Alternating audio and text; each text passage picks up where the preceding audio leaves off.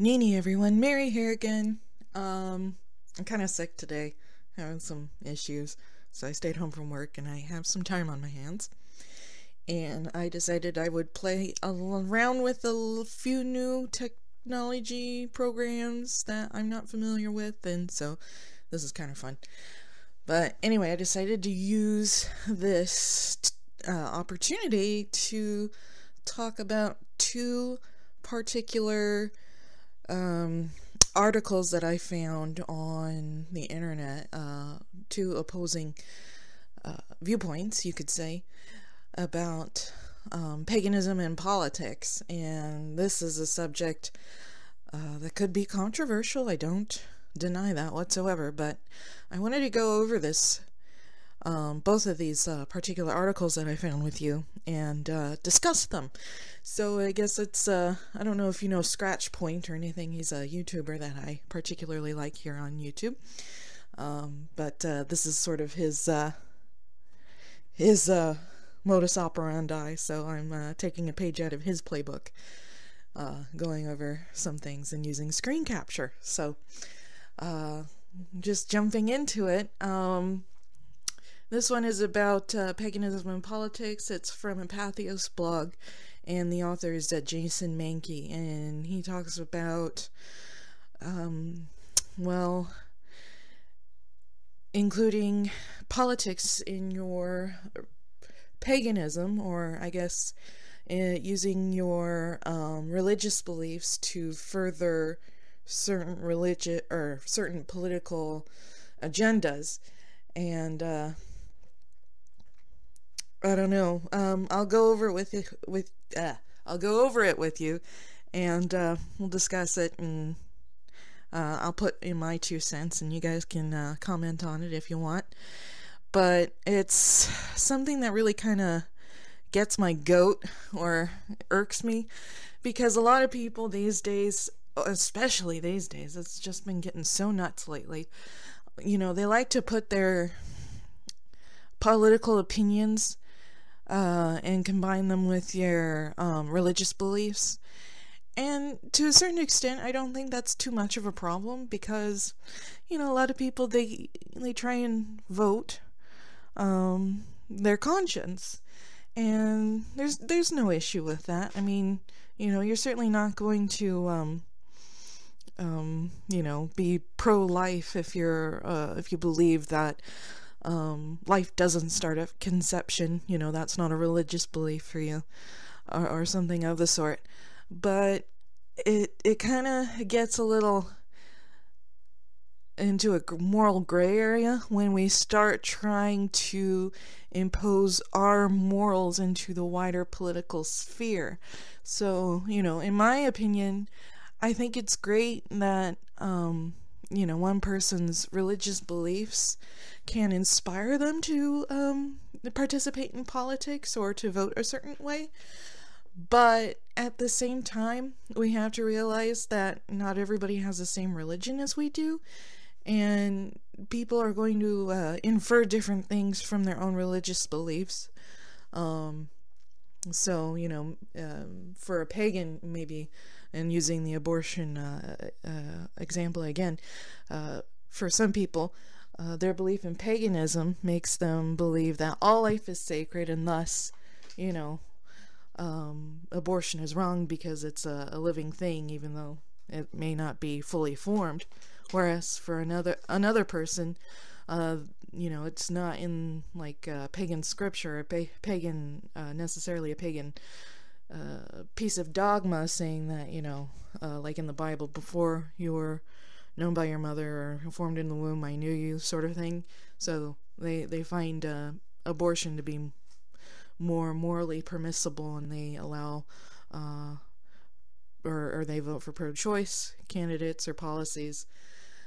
So obviously, yeah, it can cause different interpretations of politics and based on religious belief.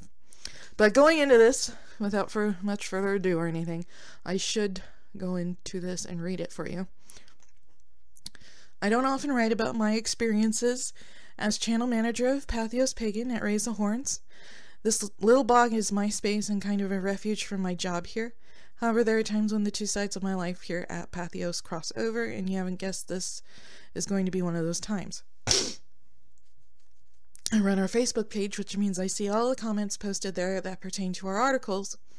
Usually those comments are positive, but over the past few weeks there's an increase in negative remarks, especially when an article might be perceived as political in nature. When one of our writers addresses Black Lives Matter, or when Pat Mosley is interviewing members of our trans family, I often see comments such as, "What does this have to do with paganism?" The easy answer to that question is everything. Our individual spiritual practices shape us as people, and our personal values aren't determined strictly by secular forces. That's especially noticeable on the Christian right, but it's much the same way in other religions, including paganism. If someone sees the fight for income equality as a spiritual issue, then it's a spiritual issue.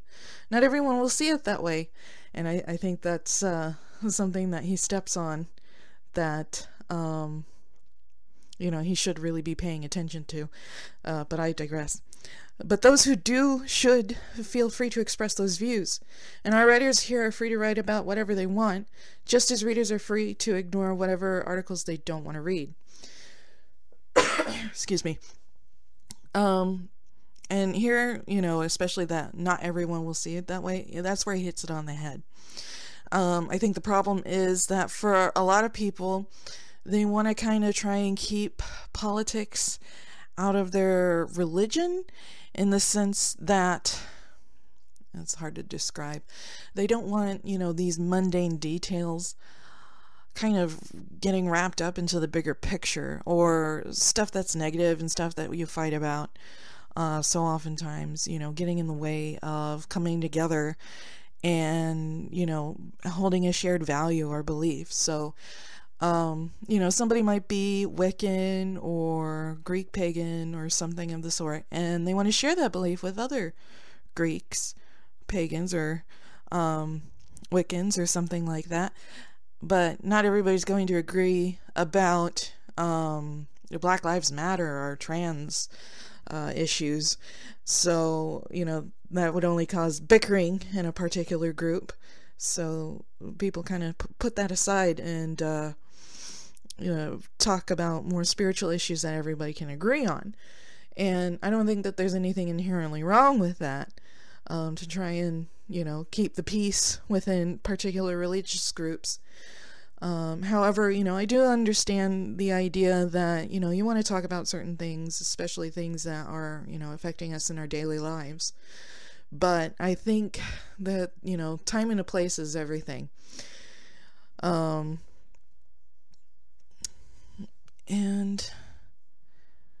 he touches on the Christian right, too.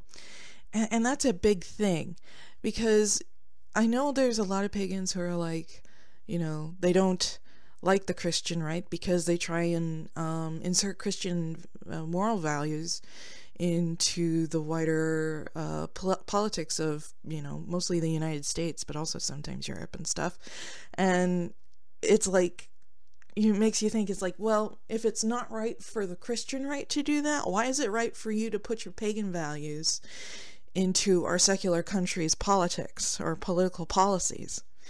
I mean, just because, you may think that you can do that, but if it's not right for a Christian, why is it right for you?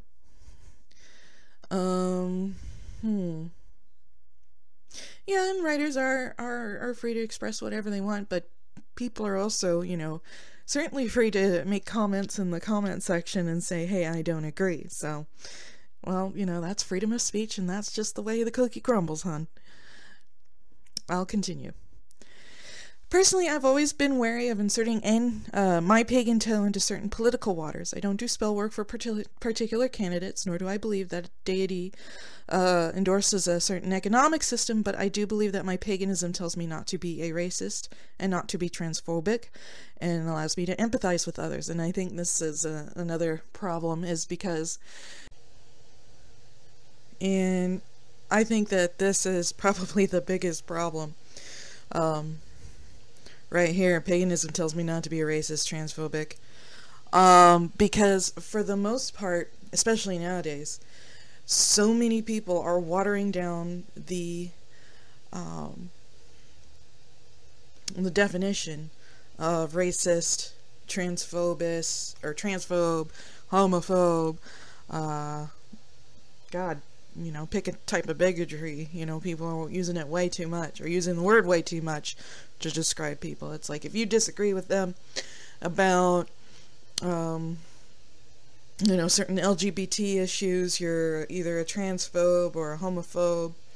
And it can be pretty innocuous. You could just say, oh, well, trans women aren't, technically real women. They're not biologically real women. And, technically that's true. They don't have an XX chromosome. Unless they have an operation in which, they get, hormone treatment and, surgery, they still, retain a lot of secondary male characteristics. And, technically they don't have the same abilities in the sense of reproduction that women do. So, that's to me, that's a fairly innocuous statement. They're technically not women, not biologically, physically. But, you mention that, and you're automatically labeled a transphobe because you're like, oh, you have to be gung-ho. It's like, yeah, she's a real woman, fully, 100%. And which, when in that case, is just simply not true. So I am so skeptical when it comes to people, throwing these labels around. If somebody says, oh, this person is a racist, it's just like, well, I'll go to their blog or their YouTube page or something and see what, the whole hullabaloo is, and make my own decision as to whether or not this person is really, what other people are claiming they are. Because, people use it so much now that you have to take a huge handful of salt. It's just terrible. But anyway. Want to hear a dirty little secret? When I was much younger, I was a Republican and often a giant asshole. I was homophobic, close-minded, and a bit of a male chauvinist, and it was paganism that made me renounce such ways of thinking. Paganism taught me to value others and to accept them for who they are, and it's hard to be transphobic when the very deities you honor and worship are transgender. And I don't get that, because I can't think of, off the top of my head, any actual deities from any particular pantheon that are actually transgender.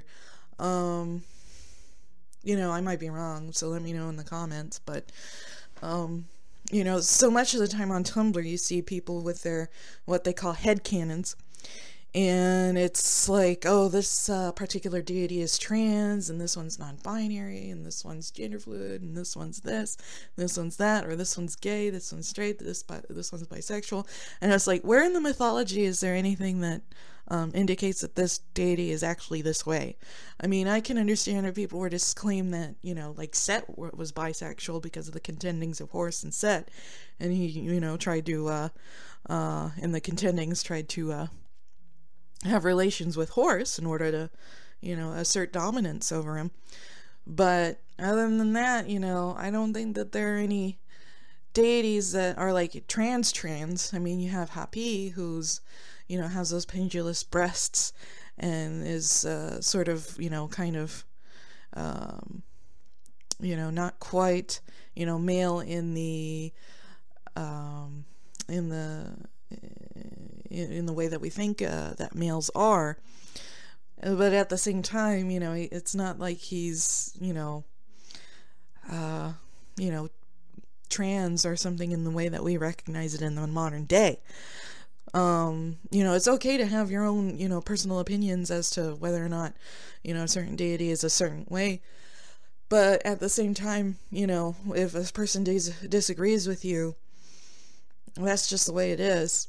And, they're free to disagree, and they're not being transphobic or being bigoted in any way if they do. Anyway, Sexual identity is a completely pagan concern because I believe paganism generally teaches us that we should be full and complete beings. Perhaps other faith groupings want people to hide parts of themselves from society, but I do not believe that pagan spiritualities share that desire. And I'm not sure about other religious traditions, but in ancient Egypt, it wasn't necessarily well looked upon if you were, a gay guy who, what is commonly referred to as a bottom. So you were kind of like, it was better to give than receive, as Sharon likes to put it. But so, you were kind of marginalized, I guess you could say, if you were, one of the guys who is a bottom in the gay relationship. Okay, where am I? I also care deeply about my community and want to know what we can do to improve it. I will never know what it's like to live as a person of color, but I can read up on the experiences of people who are and use that information to make better decisions and be a better ally. Being a part of a community means embracing the entire community and not just the parts I understand or have experience with. And this is so hypocritical. I'm sorry to say it, but it is. Because the people who tout this kind of stuff the most are the most divisive people in a community. If you don't toe the line and do what they say and believe the things that they espouse and, be a better ally, quote unquote, then, you're labeled as a racist, bigot, homophobe, and you're pretty much either, if everybody else agrees with that one person, you're kicked out of the community, or everybody gets into a big fucking fight and, lines are drawn in the sand and everybody goes their own separate ways. So, that's probably one of the reasons why, in the beginning when he's talking about, oh, well, what does this have to do with paganism? Well, people don't want to talk about this shit because, you're behaving in this way and breaking everybody up and, making everybody hate each other because you're trying to make the community a better place when you're doing entirely the opposite. Anyway, my spiritual path teaches me to respect life and not judge others based on superficial concerns. Is Black Lives Matter a pagan issue? If you value life, you bet your ass it is. No one should be shot to death for simply driving while black. I also abhor the recent police shootings in the Baton Rouge and Dallas for the same reason. As an American, I believe we can do better on both fronts, as in which I know we can. And this is another thing, yeah, I know a lot of pagans, they value life, but for a lot of us, especially like comedics, we value truth. We value ma'at. And, Black Lives Matter. They do make a good case about police brutality and all that stuff, but they only focus on black lives. That's why this whole all lives matter mumbo jumbo got brought up. And they're not really looking at the problems that really affect the black community. You can talk all you want about black crime and black people getting killed by the police, or a larger percentage of them going into jail and having a larger percent of felonies compared to the rest of the population. But you don't go into the root cause where a lot of these black families are broken up. The woman is in poverty because she's raising these kids alone without the father. And these kids are living in areas that have a high amount of crime from gangs, and they don't get a huge amount of education because of the poor school districts there. And their peers are telling, and the culture from like BET and rap and gang culture, telling them that if you pursue an education, then you're quote unquote acting white. And it's just a huge cycle that is compounding on itself. And you're not looking at that. They're focusing on one thing, and it's like pretty much slapping a band-aid on a broken leg. So I think that's one of the problems why a lot of people don't support Black Lives Matter, and I don't support them either. I support guys like Thomas Sowell. Politics are an inescapable part of our lives, and for many of us, so is paganism. Politics are not. Tell that to my husband. He hates talking about this kind of stuff. That they are often intertwined shouldn't be a surprise to anybody. Where we take the convergence of those two forces as a personal choice. Yeah, and that's the problem. It's a personal choice. And nobody is going to, totally 100% agree one way or another. But don't tell me that social justice issues aren't pagan issues. They may not resonate in quite the same fashion for everyone, but for many of us they do. Social activism can be a spiritual calling equal to that of serving a particular deity or spiritual pathway. And it's fine in a certain respect if it inspires you to do certain things within the political sphere. But, I guess that's the idea is like you're taking your politics and inserting it into paganism rather than having paganism and its values in your politics.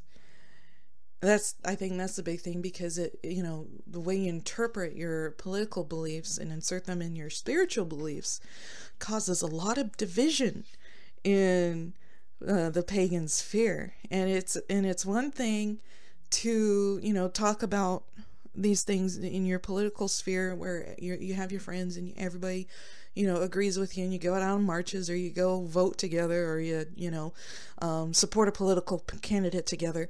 But it's another thing when you're telling other people, oh, you have to be a better ally for minorities and something. And it's like, what are you talking about? I just came here for a moot or a ritual or this or that. It's deeply personal to people, and sometimes they just want to keep it personal. And there's nothing wrong with that. And they shouldn't be branded a racist or a homophobe or any other kind of bigot just because, they want to, kind of like in the Bible, it's like pray in your closet or pray in your room. There's nothing wrong with that. And you shouldn't be, harassing people or admonishing people who choose to do that. Not everyone is going to agree on social issues, and one can be a good pagan as well as a capitalist. It's interesting how he puts that in. So many times everybody's like either like anarchist or communist. So it's like, But anyway, however, when we ask people to hide away parts of themselves that might make us uncomfortable, we are not doing our community or our paganism any favors. We don't have to agree on everything. But don't tell me something isn't pagan simply because it's not pagan to you. And yeah, I think that's the big thing here. We don't have to agree on everything. No, we don't. But the way that a lot of people who are left-leaning nowadays on anywhere, social media, pagan groups, you name it, people who often hold these opinions, and this is just pretty much my own personal experience. I don't know if anybody's ever come across anybody who's right-wing who, is, hammering on the table talking about right-wing politics at a pagan meetup or anything like that. But, for me, in my experience, it's always the left-leaning people who are doing that. Yeah, we don't have to agree on everything, and we have our own opinions. I'm more of a centrist in that respect. And if I don't agree with you, you don't have to jump down my throat. You don't have to jump down anybody else's throat and, cause a lot of, fighting and division in a particular group just because people don't agree with you. That's the big thing. We all have our own opinions, and you have to act civilly in order to create harmony and create a cohesive and working community. So that's pretty much what I've got to say on this particular article. I'll go into the next one, and I'll turn it into 2 videos because this one went on pretty long. But thank you. See you in the next video. Synapti.